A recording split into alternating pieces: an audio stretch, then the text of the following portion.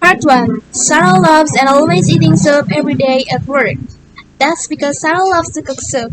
Her friend at work asked Sarah how to cook soup, and Sarah just replied that it's very easy to make it. Sarah just makes that soup at Monday and then bring it to work every day of the week. Also, Sarah gives the secret ingredients how to make an easy and delicious soup. At first, she buys the meat. Usually she uses chicken meat and that chicken is already cut up. And then she buys some vegetables.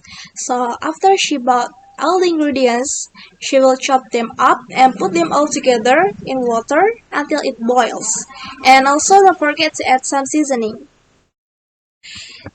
And she adds salt, pepper, garlic, or maybe soy sauce or lemon juice depending on the type of soup as well.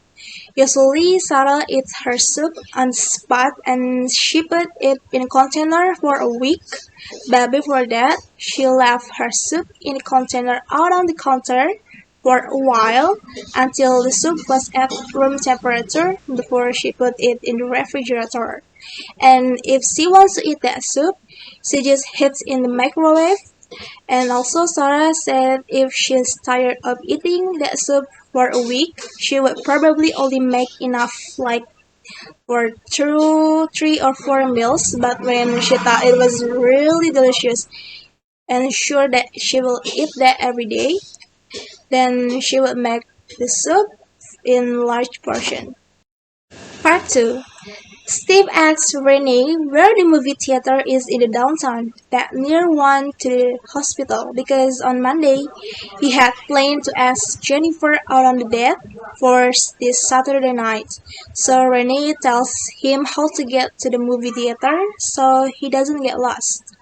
At first, drive down on the first street going west, across the river and keep going straight until Pine Street.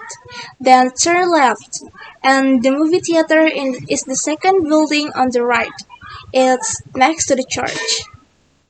And also, Steve asked Rennie for a recommendation of the nice restaurant, and Rennie gave a restaurant recommendation called the Pink Flamingo Surf. It is a restaurant that sells Spanish food, and Steve did not forget to ask where the restaurant and how to get there. So Renee told Steve how to get there. At first, start from the movie theater, go south on Pine Street, across 2nd Street, and drive to 3rd Street. And Steve will see a parking lot on the left side of the road. Then you can turn left on 3rd Street and drive east. The Pink Flamingo restaurant is a building just before the river on the left side. This restaurant open on weekdays for 10:30 a.m.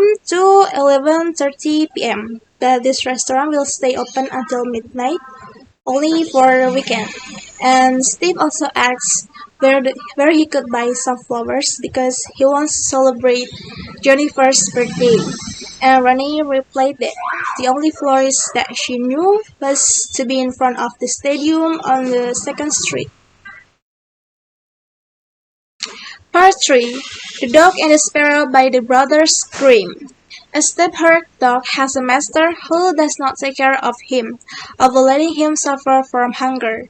At last, he couldn't stand it anymore, so he picked up his heels, and off he ran in a very sad and sorrowful mood. On the road, he met a sparrow, and the sparrow asked why the dog looked sad. And the dog replied, "That's because he's hungry." And then the sparrow took the dog into the city to find food. So they went together in the city, and as they passed the butcher's shop, the sparrows are perched on the shelf, and after she looked carefully to ascertain if anyone was not watching her, then she picked up the stick lying on the edge of the shelf until it finally fell. Then the dog picked it up and hurried away to the corner with the stick, where he immediately ate it all. After the dog finished his meat, the sparrow still wanted to take the dog to another store and choose a little more for him.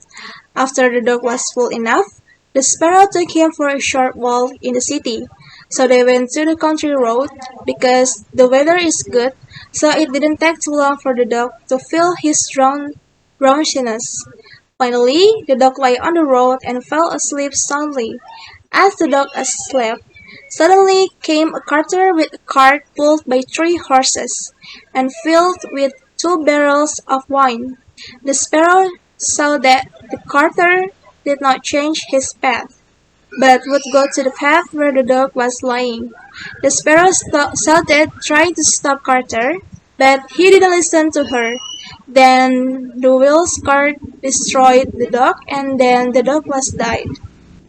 The sparrow was certainly very angry to see her friend die just like that.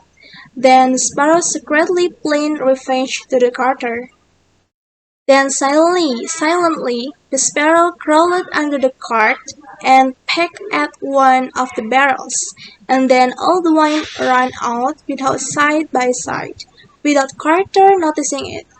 Finally, the carter looked around, and he realized that the cart had leaked, and the barrel was almost empty. And also the sparrow perched on the head of 2 of the horses, then pecked at him until the horses was startled and kicked. When Carter saw this, he took out his axe and aimed a punch at the sparrow. But the sparrow flew away and the axe fell directly on the heads of the 2 horses, so that the horses died. Not quite there, where the sparrow again took revenge on Carter, she was perched again at the 3rd horse as he done to the other.